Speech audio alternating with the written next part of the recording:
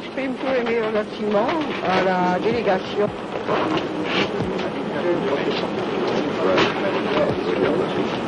du Collège américain de radiologie et de la Société américaine de radiologie pour le témoignage d'estime qu'elle m'a apporté ici et auquel je suis extrêmement sensible.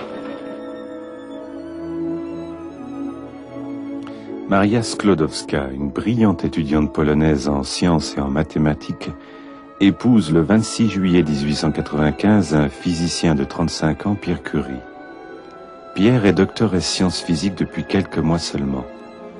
Ils forment un couple extraordinaire, où amour de la recherche et amour tout court sont inséparables. 1897. Après la naissance d'Irène, Marie commence sa thèse de doctorat de sciences physiques. Elle décide d'étudier un phénomène qui intrigue les scientifiques de l'époque, les radiations qu'émettent certains métaux, l'uranium entre autres. Marie commence à analyser les minéraux dont elle s'est procuré les échantillons. Pierre la rejoint très vite après ses premiers succès. Leur travail consiste à isoler les différents éléments qui composent le minerai et à ne garder que celui qui dégage le plus de radiation. Ainsi, par élimination, ils pensent arriver au minerai radioactif le plus pur possible. Le chemin est long, décevant. Monsieur Curie, c'est l'heure de votre cours. Oh mon Dieu.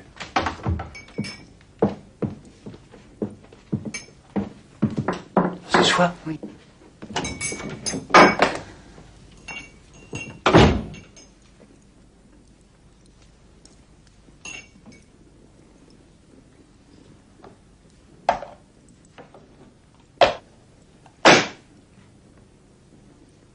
Non? Non. Alors on remet ça? Oui. Marie utilise cet appareil qui permet de mesurer le courant électrique que libèrent les radiations en ionisant l'air d'une chambre. C'est Pierre qui a inventé ce dispositif ingénieux. Il donne à celui qui sait s'en servir des mesures précises et fiables. À partir des données fournies par l'appareil, il est possible d'établir des comparaisons. Il a fallu 8 jours à Marie pour le maîtriser. D'autres moins doués mettront un mois. À chaque étape, elle mesure l'électricité dégagée. Elle note sur son carnet. Elle mesure encore, note encore. Inlassablement pendant des mois, le travail répétitif se poursuit. Marie et Pierre constatent que la pèche-blinde, contenant de l'uranium, se révèle plus radioactif que l'uranium pur. C'est anormal, c'est le contraire qui devrait être vrai. La pèche-blinde devrait émettre des rayons d'intensité plus faibles. Y aurait-il dans ce minerai un autre élément inconnu responsable de cette radioactivité?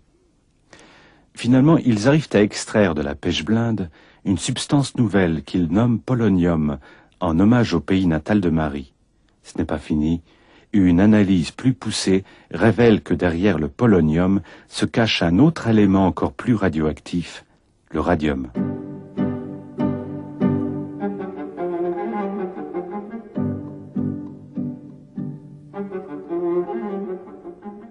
Pour aller plus loin, Marie se procure une tonne de pèche-blinde, dont l'uranium a déjà été extrait. Elle négocie avec une usine qui de la tonne extrait 20 kilos de sel, dont elle tirera 1 gramme de radium. Le 22 mars 1902, elle calcule la masse moléculaire du nouveau métal.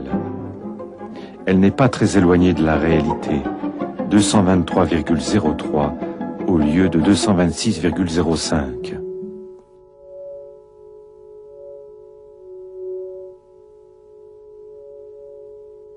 La découverte fait sensation. Les Curie deviennent célèbres. Marie soutient sa thèse le 25 juin 1903. En décembre, Pierre et Marie Curie, Henri Becquerel, qui avait signalé les phénomènes radioactifs, reçoivent le prix Nobel de physique. Pierre meurt dans un accident. Marie se trouve seule avec ses 2 filles. C'est elle qui établit l'étalon international du radium. Un second prix Nobel de chimie, cette fois-ci, couronne ses recherches en 1911. La guerre de 14-18 éclate. Marie utilise ses riches relations pour créer une escadre d'ambulances radiographiques qui aideront les chirurgiens à rechercher les éclats d'obus et les balles logées dans les corps. Les rayons, pense-t-elle, guériront les blessures les plus graves comme ils guérissent certains cancers. Elle emmène avec elle sa fille Irène, qui a 17 ans.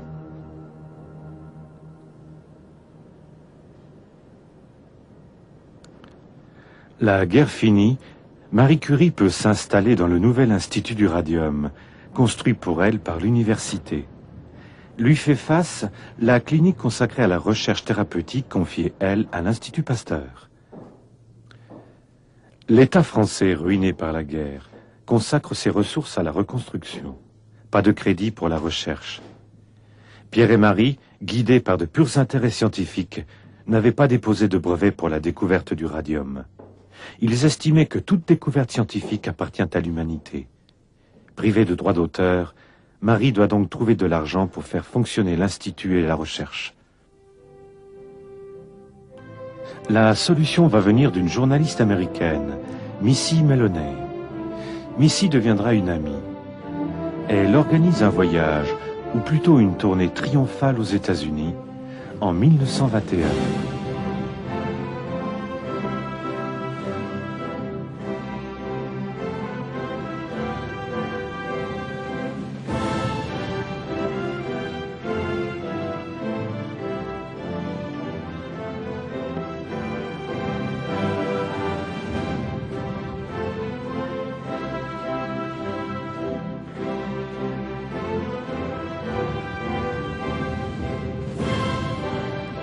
À la Maison-Blanche, le président des États-Unis, Warren Harding, lui remet le gramme de radium dans son coffret d'acajou.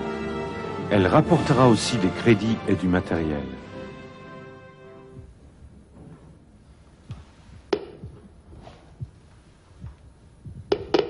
À l'Institut du Radium, on peut mesurer la radioactivité d'une feuille de carnet où Marie notait ses expériences. Ce métal qui guérissait certains cancers se révèle dangereux. Marie souffre de douleurs et d'anémie. Cependant, elle a la joie de voir Irène suivre les traces de ses parents. Avec son mari, Frédéric Joliot, elle découvrira la radioactivité artificielle. Marie ne pourra se réjouir du 3e prix Nobel de la famille, qui sera décerné au Joliot-Curie en 1935. De plus en plus fatiguée, elle meurt d'une leucémie le 4 juillet 1934. Elle était âgée de 66 ans.